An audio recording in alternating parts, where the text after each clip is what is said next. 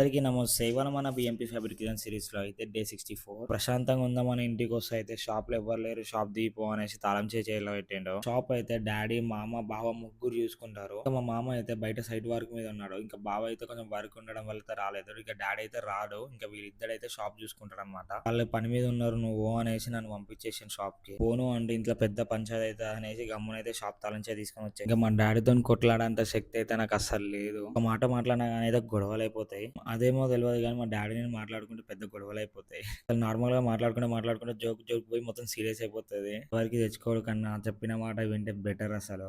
షాప్‌కొచ్చిన తర్వాత అయితే గిరాకుండే 2, 3 అవర్స్ అయితే కరెంట్ అయితే అస్సలు లేదు. నేను చేస్తున్న వర్క్ గురించి అయితే మీకు ఎక్స్‌ప్లెయిన్ చేస్తా చూడండి. మా షాప్‌లో అయితే ఫార్మర్స్ వర్క్ అయితే చాలా చేస్తాము. ఇప్పుడు నేను చేస్తున్నది అయితే మీకైతే కొంచెం కూడా ఐడియా ఉండకపోవచ్చు. ఎందుకంటే ఇది ఫార్మర్స్‌కి అయితే ఐడియా ఉంటది. దీన్నయితే నాగలి అంటారు. దీంతోనైతే మొత్తం పొలం అయితే దున్నుతారనమాట. మనం ఇప్పుడు రైస్ పండియాలన్నా ఇంకేమైనా పండియాలన్నా అని పొలం అయితే దున్నాల్సి వస్తది. దీనికైతే ఒక ఫ్రేమింగ్ అని వస్తది. ఆ ఫ్రేమ్ మొత్తం కట్టేసి ఆవులకు కట్టేసి లోపలైతే దింపి కొట్టేస్తారు. మొత్తం భూమిలోకి దిగిపోయి అయితే చీరుకుంటూ వెళ్ళిపోతది అనమాట. దీని ప్రత్యేకంగా ఈ వీడియో అయితే మీకు చూపిస్తా. ఎందుకంటే మీకు తెలవాల్సింది ఏదో ఒక రోజు మన పాతకాలంలో ఎలా దున్నేది, రైస్ అనేది ఎలా పండించేది అనేది కంప్లీట్ గా ఒక రోజు వీడియో చేసి అయితే చూపిస్తాం మీ అందరికి. వర్క్ అయితే ఫినిష్ చేసుకొని అయితే ఇంటికి వెళ్ళిపోయినా. ఇంకా మా అల్లుంది అయితే బర్త్డే ఉండే సెలబ్రేషన్ చేసుకొని కడుపు నిండా అన్నం తినేసి అల్లునికి అయితే చిన్న గిఫ్ట్ ఇచ్చిన. అదేందో అనేది నెక్స్ట్ వీడియోలో చెప్తా మీకు.